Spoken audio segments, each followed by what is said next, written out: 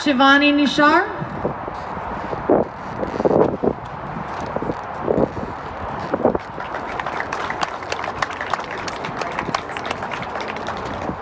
Hi everyone, my name is Shivani. I am a pen pal to folks on the inside, and today I will be sharing the words from Mr. Ferriero, who asked for his letter and his name to be shared today.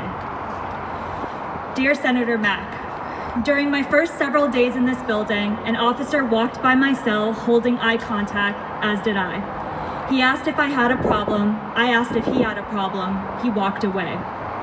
I went outside shortly after. He went in my cell and tore it up. Inmates told me he threw all my stuff everywhere and was stepping on all of my property. Somehow, a rusted hook on my shelf was ripped off, which he said I had hidden in my bowl, fashioned as a weapon. I did not. I was brought to SEG that day and asked the first CO I saw, "Hey bro, could I have a rule book?"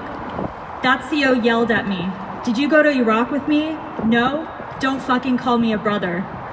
For the rest of the night, that CO walked by every hour, throwing ripped out pages of the rule book into my cell. That CO also turns out to be a parole officer. Because of this experience, I pleaded guilty at the board, afraid of the authority which is supposed to watch over me. I received 30 days SEG and 90 days status. I have always suffered from depression, have bad anxiety, and am diagnosed with an antisocial personality disorder. I was abused sexually as a child, surrounded by alcoholics and drug addicts, which led to my own extreme drug and alcohol use at a very early age. I am in prison for a sex offense. I spent about 5 years in Max before I realized I never make parole without a sex offense program, which was not even offered to me. About 20 letters, 20 request slips, and many phone calls to this institution from my friends and family, there was finally a sex offense program in this building. They offer a murderer's program at Medium, but not at Max, where the first 10 years of a murderer's sentence is spent. College courses are offered, but the way that it is set up, it will take you 8 to 10 years to get your associates in general studies, which means nothing to someone hiring an ex-con.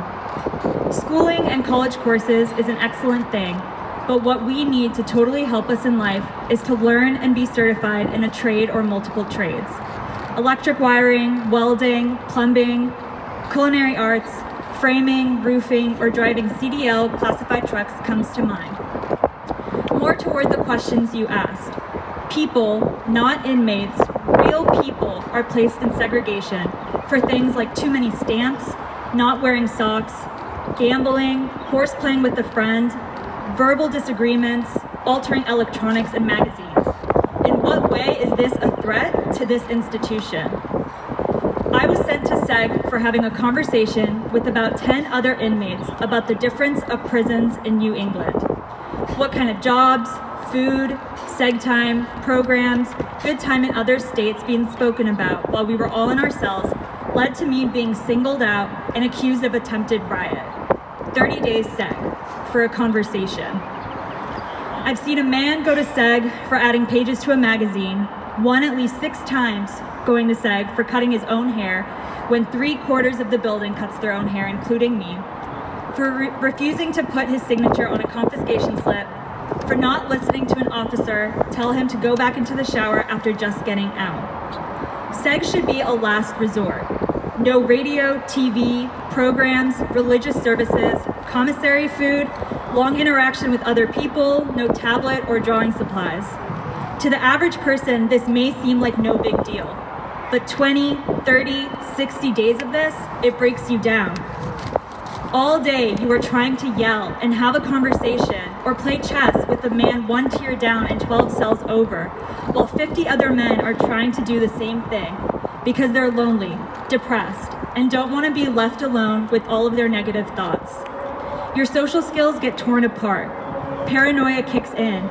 You think people are talking about you. You start to hear things that aren't even being said. I've been out of SEG now for 5 years. I've been doing SEG time since I was 18. In no way did any of that time benefit my rehabilitation. I believe all these petty bookings are generated to be shown as a representation of how dangerous this prison is for the COs so they can generate more funding for their overtime schemes, which we have all witnessed on the news. But if these bookings were all looked at individually instead of as a whole, reality would set in for the public. If I could change this issue, it would start at its beginning, which is the board that assigns the punishment. Currently, this board is a lieutenant with the recorder and once in a while, a counselor who will sit silently and watch. I have personally in the chow hall heard this lieutenant asking a captain what he wants for punishment for accused inmates. These punishments are predetermined before you have the chance to defend yourself. You have no representation and are denied your requests for witnesses. A single lieutenant under a hidden advisor should not be judge, jury, and executioner. In my opinion, this bill would make this institution safer. It would bring attention to the root problem of the person in SEG and provide the assistance to address these problems. Shorter SEG sentencing would prevent worsening mental health issues. Transparency for the public to review all bookings would prevent unwarranted SEG time. Seeing exactly who is writing the most bookings would result in less bookings and more warranted verbal reprimands and first-time warnings. I have lost about a year good time. About 60 days of that has been a warranted punishment. It costs Rhode Island taxpayers about $30,000 to house an inmate for a year. 20 days for extra stamps, 20 for no socks, 20 for cutting your own hair, 20 for altered magazine, 20 for altered electronics, 20 for talking back, 30 for a conversation. It's all random.